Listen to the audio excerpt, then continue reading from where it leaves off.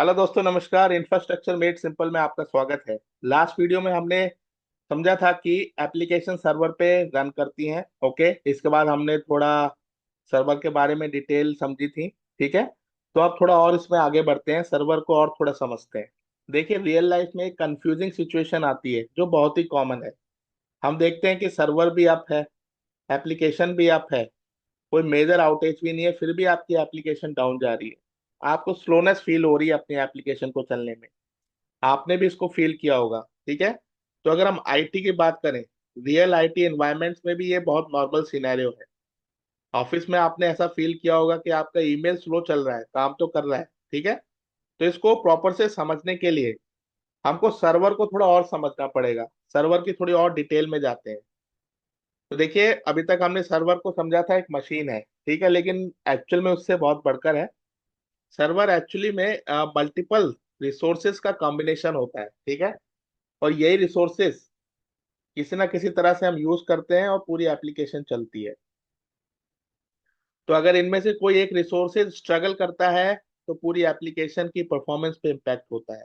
ठीक है, तो जब आईटी टीम्स इसको देखती हैं तो ये नहीं देखती हो कि सर्वर अप है या नहीं, वो ये देखती हैं कि सर्वर के अंदर क्या हो रहा है। ठीक है, तो चलिए और डिटेल में मैं बताता हूँ कि सर्वर के क्या कोर चीजें होती हैं। तो टोटल चार चीजें होती हैं। कैसा भी सर्वर हो, छोटा हो बड़ा हो, इसमें चार मेन चीजें रहती हैं, जैसे आप स्क्रीन पे देख पा रहे हैं। ठीक है, जिस पे डिपेंड करता है, पहला है सीपीयू, फिर है मेमोरी यानी रैम, डिस्क स्टोरेज जिसे कहते हैं, और फाइनली नेटवर्क। थोड़ा थोड़ा आप अपना जो आपने बेसिक पढ़ा होगा स्टार्टिंग में जब कॉलेज या स्कूल में होगा, वो भी यहाँ पे कनेक्ट होगा। तो इसको आप सर्वर के फोर पिलर समझ सकते हैं। ओके, इसमें से कोई भी बोटल नेक बना, मतलब किसी में भी इश्यू आया, तो वो स्लोनेस आपको पूरे लेवल पे फील होगी, मतलब एप्लीकेशन लेवल तक जाएगी। ठीक है, तो एक एक आइटम को, एक एक जो पार्ट है, इसको थोड़ा हम और स्टडी करते हैं और थोड़ा डिटेल में जाते हैं। तो चलिए इन सारे कंपोनेंट्स को एक एक करके समझते हैं। सबसे पहला है सीपीयू। सीपीयू को हम प्रोसेसिंग ब्रेन भी कहते हैं। जितनी भी चीजें होती हैं प्रोसेसिंग लेवल की, इसी में होती है। रिक्वेस्ट जहां से भी आती है, प्रोसेस यहाँ होती है। ठीक है, रिक्वेस्ट कहाँ से आती है आप जानते हैं। नेटफ्लिक्स के एग्जाम्पल में हमने बोला था, मोबाइल से रिक्वेस्ट आती है जो आप मूवी देखना चाहते हैं।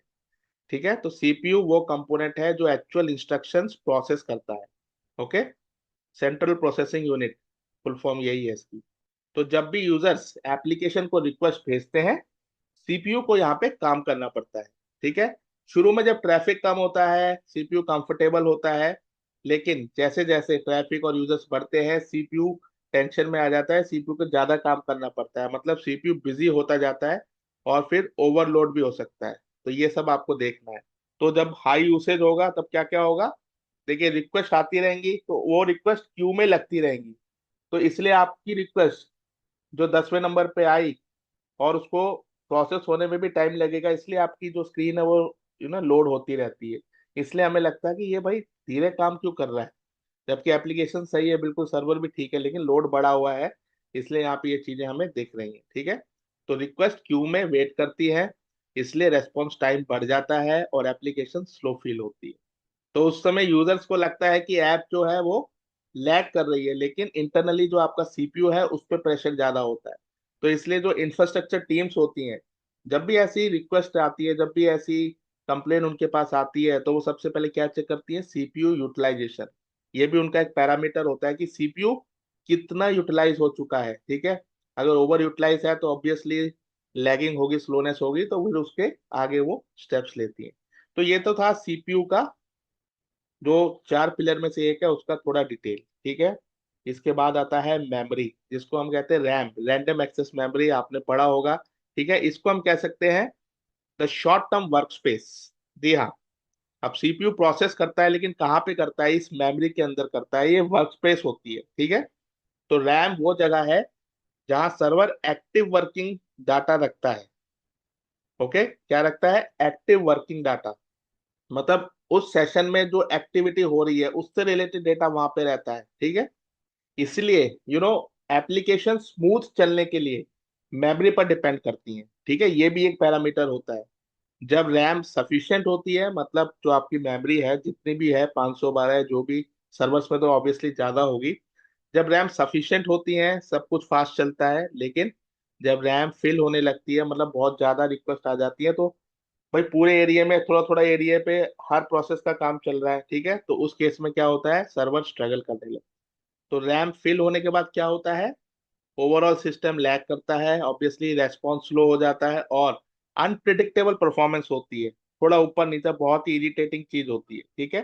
तो इंटरेस्टिंग बात यहाँ पे ये है कि रियल प्रोडक्शन स्लोडाउन में मेमोरी प्रेशर बहुत ज्यादा कॉमन कल्प्रिट होता है, सीपीयू उस लेवल पे नहीं होता। जी हाँ, जब हम रियल सिनेरियोस की बात करते हैं, जब हम एक्चुअल प्रोडक्शन की बात करते हैं, तो उसमें मेमोरी यानी रैम का इश्यूज ज्यादा होते हैं स्लोनेस के केस में। तो रैम को बढ़ाना कम करना ये ज्यादा फोकस किया जाता है, इसलिए आपने देखा होगा इंफ्रास्ट्रक्चर को या रैम को अपग्रेड करना पड़ता है, ठीक है। तो ये देखा गया है कि जो मेमोरी वाला इशू है वो ज्यादा देखा गया है, ठीक है, इंस्टेड ऑफ और कंपेयरिंग टू सीपीयू का इशू। तो ये एक स्टैटिस्टिक्स है, पर कोई भी जो है इशू हो सकता है इनमें से। तो आई थिंक रैम और मेमोरी अब आपको क्लियर होगा, ठीक है। अगला चलते हैं डिस्क। इमेज में आप देखिए डिस्क भी एक प्रॉपर पार्ट है। अब डिस्क क्या है, this is the place where the data lives. तो डिस्क या फिर स्टोरेज डेटा, यहाँ पे रीड और राइट की रेस्पॉन्सिबिलिटी होती है, ठीक। हर बार जब एप्लीकेशन या तो यूजर का डेटा सेव करती है, रिकॉर्ड रीड करती है, लॉग्स लिखती है, लार्ज फाइल्स को आपकी रिक्वेस्ट पे फेच करती है, तो उस केस में डिस्क का इन्वॉल्वमेंट होता है। डिस्क इन्वॉल्व ही होती है, मतलब यहाँ पे डिस्क में ही सारा डेटा आता है और जाता है, काइंड ऑफ, ठीक है। तो अगर डिस्क का इनपुट और आउटपुट ऑप्शन स्लो हो जाए तो एप्लीकेशन फ्रीज सी लगती है, तो ये भी एक पार्ट होता है स्लोनेस का। तो देखिए अभी तक कितने पार्ट्स हमने देख लिए, चारों पार्ट में कुछ भी होगा तो यहाँ पे स्लोनेस आएगी, ठीक है। और यहाँ पे हम कह सकते हैं अगर सीपीयू भी नॉर्मल है, रैम भी पूरी है, लेकिन फिर भी डिस्क में अगर कोई इशू है, रीड और राइट में कोई इशू आ रहा है, तो भी हमारा लैगिंग दिखेगी, क्योंकि अल्टीमेटली रिक्वेस्ट आ रही है, रेस्पॉन्स ये पूरा कलेक्टिव है, ठीक है। तो यहाँ पे आप देख सकते हैं, अब आप कनेक्ट कर सकते हैं, ये सारे क्या है, ये सारे सीआईज है, ठीक है। एक सर्वर हो गया, उसकी अटैच्ड मेमोरी हो गई, स्टोरेज हो गई, तो ये कहीं ना कहीं ये सब सीआईज भी आप समझ सकते हैं, और ये कैसे एक दूसरे पे डिपेंडेंट है। तो थोड़ा इस लेवल में भी आप सोच सकते हैं, ठीक है। आगे चलते हैं। जिसके बाद है हमारा लास्ट कंपोनेंट, नेटवर्क। जी हाँ। अब नेटवर्क का क्या यूज है, देखिए नेटवर्क, आप कह सकते हैं कि सर्वर परफेक्टली हेल्दी है, लेकिन अगर नेटवर्क में इशू है तो भी लैगिंग आनी आनी है, क्योंकि देखिए याद रखिए यूजर्स जो है सर्वर के अंदर नहीं है, राइट। यूजर्स कहाँ पे बैठा है, मैं अभी अपने मोबाइल को खोल के बैठा हूँ दिल्ली में, लेकिन मेरा सर्वर सिंगापुर में है, ठीक है। तो ये पूरा नेटवर्क ही तो है जो मेरी रिक्वेस्ट को यहाँ से वहां पहुंचा रहा है, वहां से मेरे रेस्पॉन्स को लेके आ रहा है।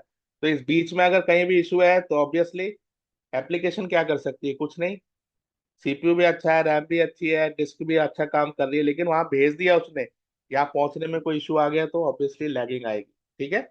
तो अगर नेटवर्क में हाई लेटेंसी हो, पैकेज डिले हो, या बैंडविड्थ कंजेशन हो, तो ये तीन केसेस में जो है हमारा इशू आता है, और यहाँ पे कम्युनिकेशन बाधित होती है, और इस सिचुएशन में यूजर का एक्सपीरियंस खराब होता है, और जो ऑपरेशंस टीम है वो पता लगाती है कि नेटवर्किंग में क्या इशू है, राउटर में इशू है, स्विच में इशू है, तो ये सारी चीजें वहां पे आती है, ठीक है। तो ये सब कुछ मॉनिटर करना पड़ता है, तब जाके हम आराम से मूवी देख पाते हैं। तो देखिए कितना कुछ है, ठीक है। तो अब देखिए आप सोचिए कि जो इंफ्रास्ट्रक्चर टीम, आईटी टीम्स होती हैं, इन पे कितनी ज्यादा रेस्पॉन्सिबिलिटी होती है, ठीक है। तो यहाँ पे वो लोग क्या देखती हैं, वो ये नहीं देखती कि सर्वर आप है या नहीं है, वो ये देखते हैं कि सर्वर के कौन से कंपोनेंट में इशू है, कौन से रिसोर्स में इशू है, ठीक है। क्योंकि रियल वर्ल्ड में जो परफॉर्मेंस इशू है वो सर्वर डाउन से ही नहीं, इंटरनल रिसोर्स के अंदर कोई बोटलनेक है उससे भी हो सकता है, ठीक है। तो आगे आपको ये थोड़ा दिमाग में रखना है, ये सारे कंपोनेंट्स। तो यहाँ पे आप अपने हिसाब से सीएमडीबी, सीआई, ठीक है, बेसिक तो आपको पता है सीएमडीबी क्या है, उसमें सीआई होते हैं, सीआई के अंदर डिपेंडेंसी होती है, ठीक है। बाकी जो मेरा चैनल है उसमें मैंने थॉरली समझाया है।